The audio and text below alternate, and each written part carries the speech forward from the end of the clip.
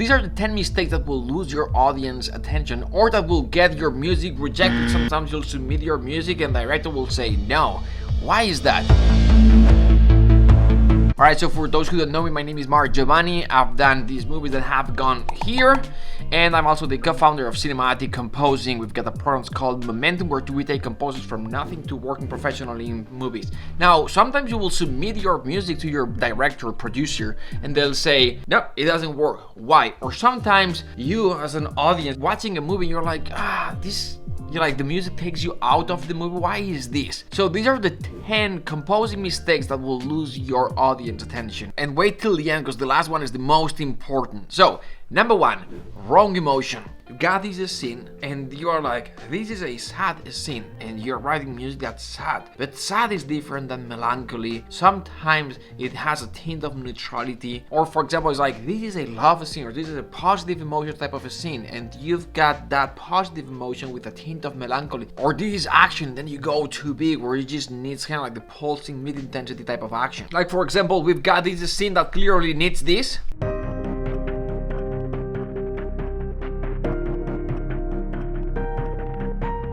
And instead of that, you write something more like this.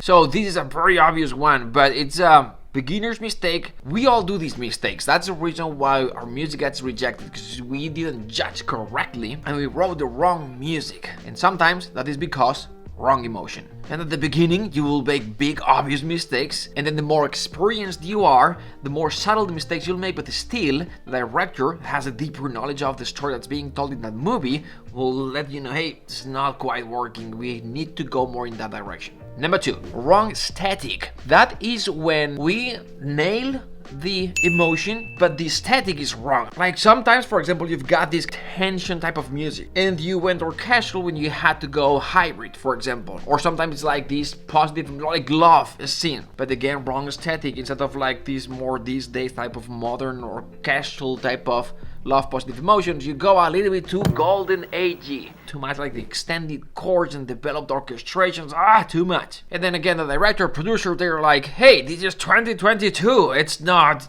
Casablanca or Gone with the Wind, or the audience are gonna be like, what is this? Number 3, a crappy mix, a bad mix. It doesn't sound good, it's not soundtrack ready, it doesn't sound industry standard. So the emotion, perfectly nailed, the aesthetic, great, but it doesn't sound good enough. And there are many reasons why this could happen. You're not using good sample libraries, or the recording was not good, or the mix is not good, or the levels are not right, or it's too narrow, and there are so many things. We're talking production here. Your music needs to sound like not good, great. So if you're composing finale, story, chorus, Sibelius, no.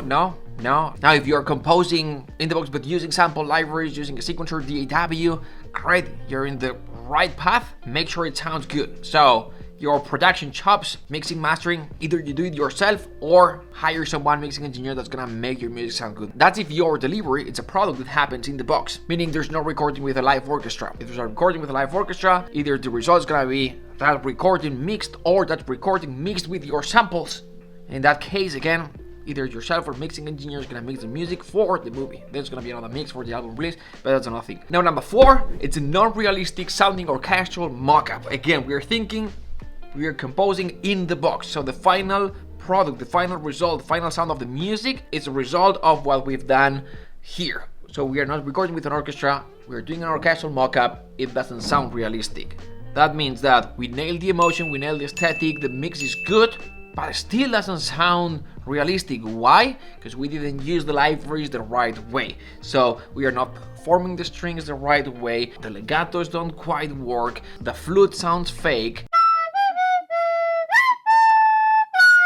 And sometimes that happens even using great sounding sample libraries, like good, expensive, professional sample libraries. Sometimes this happens because you're not using it the right way. So that means doing all these things that we do to make them sound realistic. So dynamics for the long notes, measure tremolo for when we've got lots of repeated notes instead of just the regular staccato, performance type of patches for figures that are hard to recreate using individual notes, all these things. It's basically the stuff that we are doing when we are composing in the box, that we do it differently. Like literally, we've got this musical idea. It's like, okay, I want for the flutes to do that. If we were using Jory Costibelius Finales and a score editor, we would write the notes like this.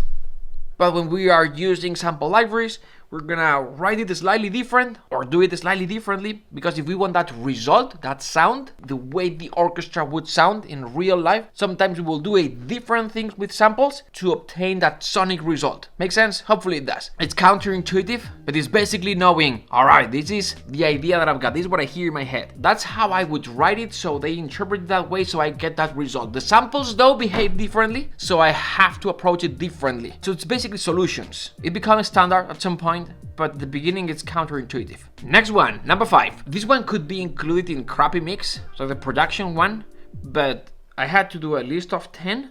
So I'm just kidding. I separated this one because it has a lot to do with what we're talking about, which is when does the audience disconnect, like when they lose attention. Our music needs to sound wide. Generally, we don't want like a mono sounding mix. Obviously, it's in stereo or 5.1 or Atmos, whatever it is. We need to use the space that's available. If it's in a stereo mix, we need to use the entire left to right spectrum. That is first more pleasant when we listen to that music, and second, it creates more space for other instruments to cut through the mix, so we can hear the other instruments. And then widers make it sound bigger, so it's just better, más mejor. All right, cool, awesome. Now, that's even more important when we are writing to picture, because there's one thing that's called dialogue, which is me right now talking, but it's the most important thing, not the music. Music is very important, right? We can express the feelings, in that kind of like subconscious level musically, and it's the subconscious dialogue that you're having with the audience without them even noticing it.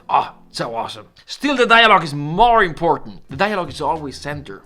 So if our mix is narrow, it's going to conflict with dialogue, and guess what they're going to do in the dub mix? The music is stepping on dialogue.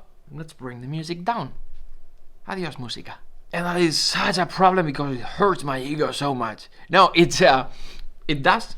But the biggest problem is that if they bring down the music, that emotional component is lost. And so that chance that you had to serve the project at the highest possible level, now it's gone. Because a small, silly, stupid thing which just open the mix a little bit. Make sure that when you're composing, I'm not gonna go too deep into this, we don't have to do much for our music to sound wide, because most of the orchestral libraries already come panned. So if we load the violin's patch, it already sounds a little bit to the left, because the way it got recorded. Still though, for two main reasons, open the instruments a little bit more. So for example, if you load the violins and they are, they sound to the left, open them a little bit more to the left, and so the cellos a little bit more to the right, for two reasons. One, what I just mentioned, when you open the music a little bit more, then the dialogue is gonna cut through the mix, because we're making a little bit of a space for the dialogue to be heard. And also in terms of production, the more it just helps, just trust me. It's basically, when we're using sample libraries, it takes more space than if we were recording an orchestra, because it's hacking. So when you open the instruments a little bit, it helps creating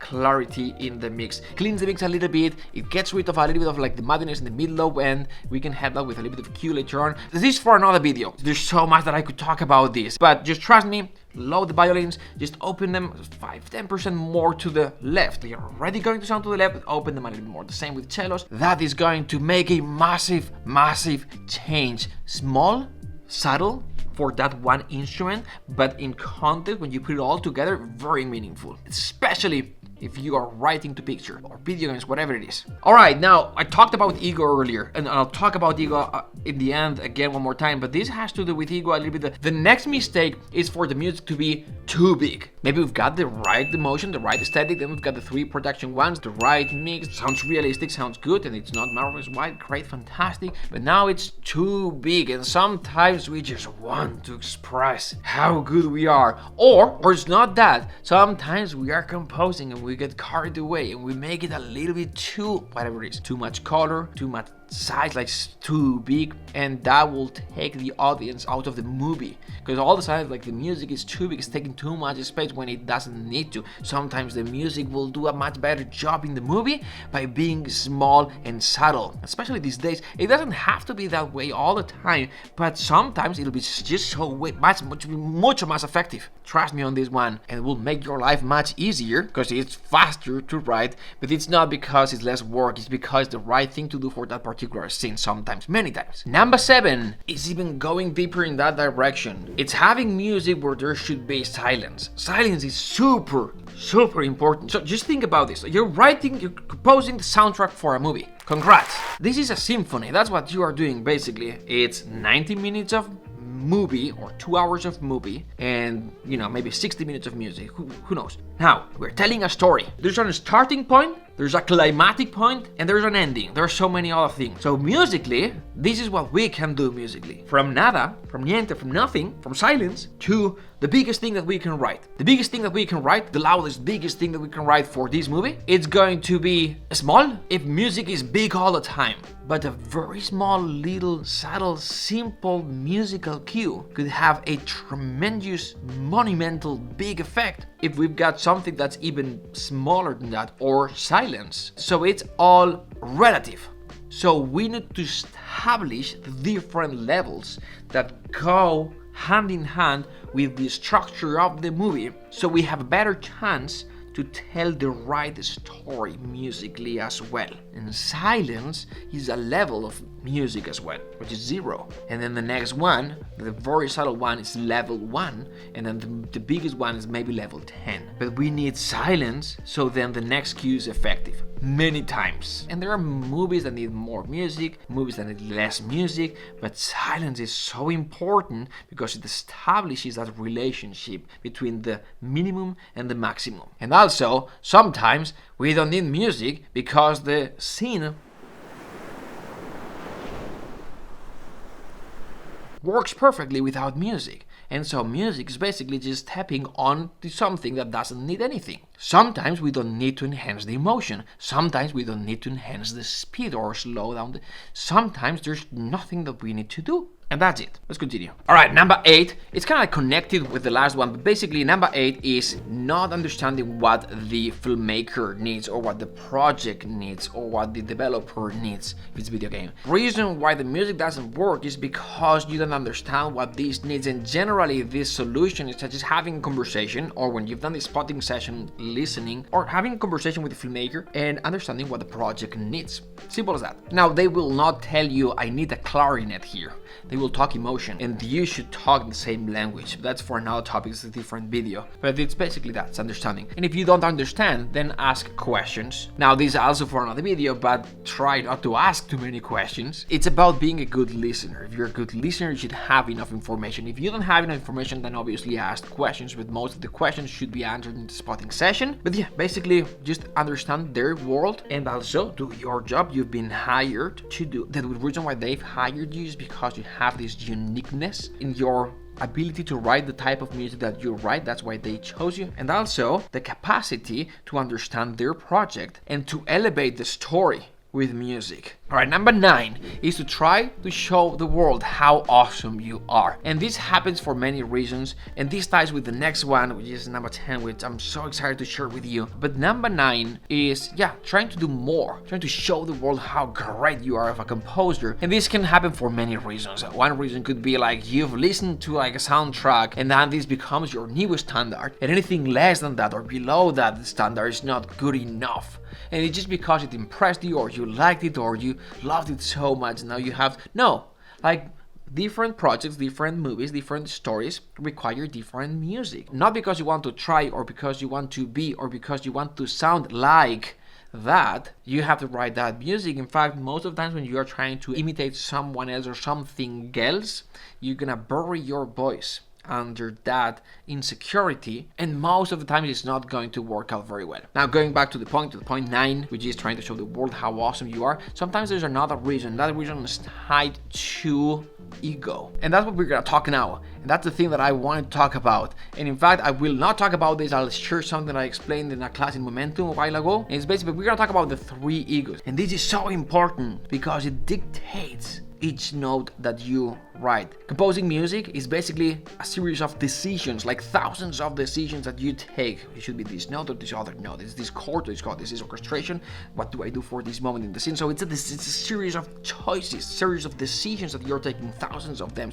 And if you take the right decision, it's the right music. And if you mess it up, if you make one mistake, sometimes it can make the music not work very well. Sometimes it can mess up the entire cue. And that can lead to any of the earlier mistakes that I've mentioned. And that is why this is the most important one. I'm talking mindset here. And I explained it a few weeks ago, and I think I did a better job of what I can do now. So I'm gonna add this clip here, alright? Hope you enjoy this. I identified 3 egos. We've got the internal ego, the external ego, and what I call the bigger ego. Sometimes we are not able to even start composing just because one of these problems, or what's even worse, we'll start composing and because we are paying too much attention to one of these things, I'll explain in a second, the approach was wrong in the first place and the final result is wrong. That's when your music gets rejected. So internal ego, it's all about you. Here. It's when you are trying to create things to make you proud. Like, I'm gonna write the best piece that I can write, the best music that I can write. And this can be a constructive force that causes you to grow and to learn new things. This is great. Like, I'm not doing this for anyone. This is for me. And I'm gonna write the best music that I've ever written. Not the most complex, but the best music that I've ever written for this project or for myself. So this is good because it pushes the boundaries. But at the same time, if this is the only force that's governing your decisions, it usually leads to it has to be a masterpiece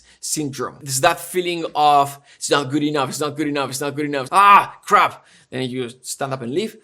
So that's that. Second ego, external ego, it's about them. You're trying to create things that will impress your composer peer, other people. It's that inner voice that says, I want them to know how great of a composer I am. And that happens as well all the time. Internal and external ego focus on the who and the what, and your focus goes to what you want and who you want to impress and or make proud. And then the third one is the bigger ego. This one focuses on the why, and it's about serving, not selling, because the other two are more about selling. It's like, you know, selling yourself or selling your music sort of thing, how good I am, just trying to sell that idea sort of thing. This one instead focuses on the why. Why am I doing the music that I am doing? For example, I'm doing the music for this movie, and this music for this specific scene has to enhance this emotional blah, blah, blah, or has to make the scene go slower, make faster, or has to hit this point so, right? Or has to scare the audience. That is the why am I composing the music that I'm composing. It's truly focusing on why this music needs to be created, what's the ultimate outcome, who am I serving, and think about the movie. Like, for example, 2 different approaches. I'm doing this movie, it's just this opening a scene, music just needs to set the tone. And I could go with...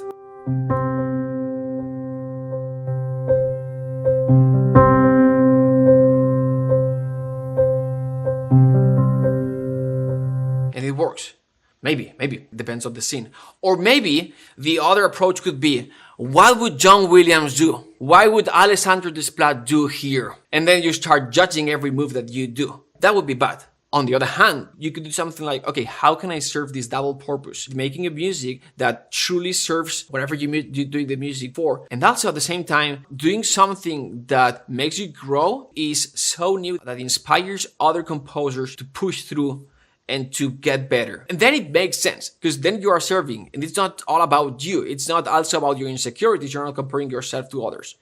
All right. So basically the result of focusing on serving is it frees you from the it has to be a masterpiece syndrome and it contributes to something bigger. Was that cool or what? Like how important this literally dictates the music that you write. Literally, because sometimes we focus on us, sometimes we focus on what they are gonna think, sometimes, but what we have to focus on is just the project, and the project will let us know the movie, the story, whatever it is that we write the music for. It's a trailer, it doesn't matter. But when we step outside of that, basically what it means, like, focus on the why you're writing the music that you're writing, and then try to do the best job for that, nothing else, right? And that clarifies and that gives you a sense of like purpose, and it helps you decide which is like to the level of what's the next note that I write, what's the next instrument, how do I EQ this, because everything is connected to the bigger reason. And this is the reason why we make the earlier mistakes that I mentioned earlier, which are wrong emotion, wrong aesthetic, crappy mix, not realistic sounding mockup, narrow mix, too big of a music where should be silence, not understanding what the filmmaker or the project needs. Try to show the world how awesome you are, and the number 10 is the 3 egos. Alright, hope this was useful. I explained you the what, I know, but it's a 10 minutes video. If you want the how, that's what we do in Momentum, because we've got more time, more support to work on these things. But I hope that you enjoyed the video, and I'll see you in the next one. Bye!